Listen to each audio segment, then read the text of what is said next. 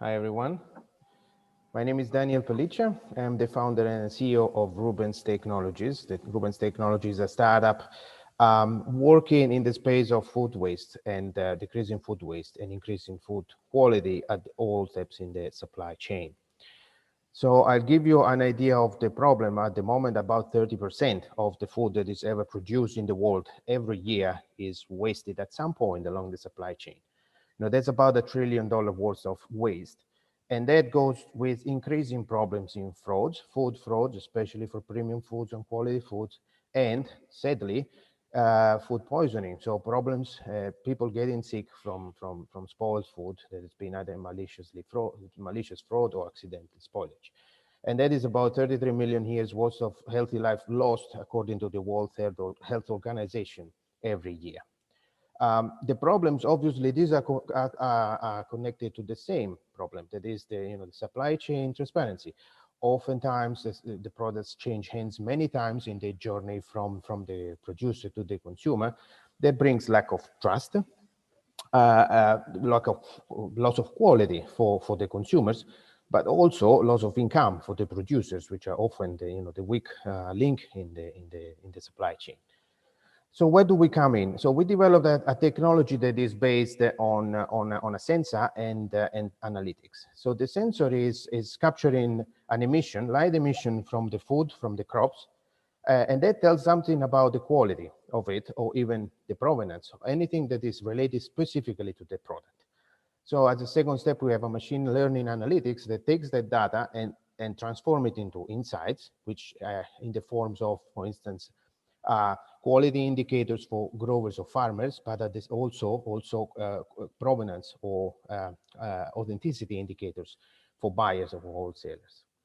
To give you a couple of examples of what we can do and what we've been doing. So one of the work we've been recently doing is harvest timing. So how do we work with growers to understand exactly what is the best time to pick their fruit so that it can reach as much as possible unspoiled and with the best quality as possible at the consumer at the other end.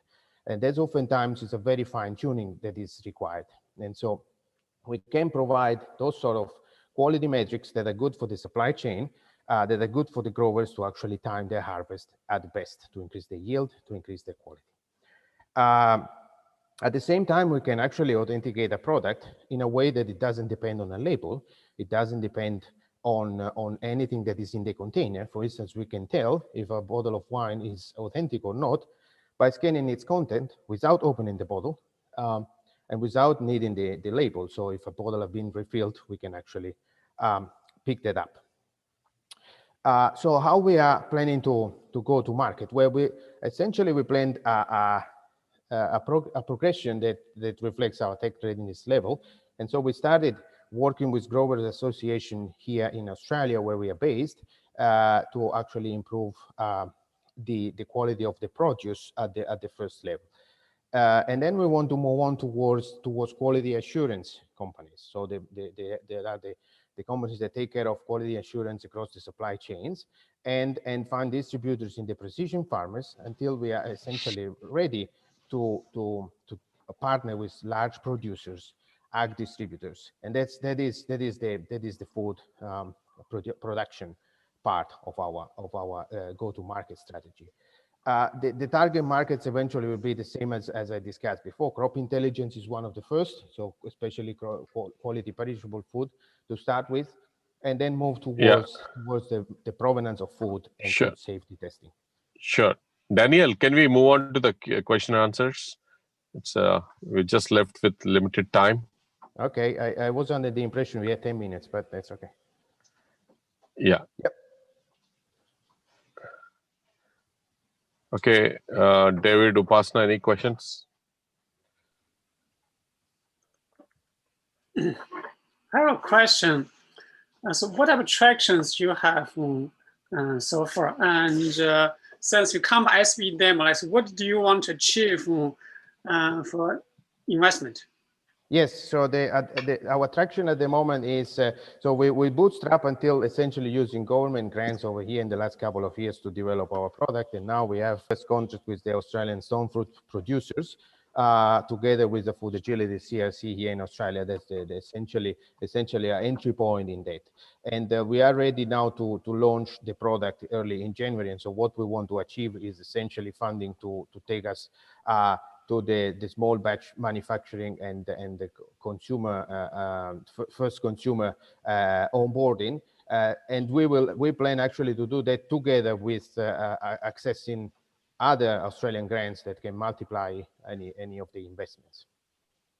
Okay, for your market, what are your, since you looks like you're in multiple countries, what are your top 2 to 3 markets? So we'll start with the agricultural production, essentially fruit producer, which is the best quality crops initially, and then to move towards the food testing at a later stage. What about the geographic market? Well, Southeast Asia to start with, so Australia, where we are geographically located in Australia, so Australia and Southeast Asia. Yeah. Southeast Asia is a very large region. Among Southeast region,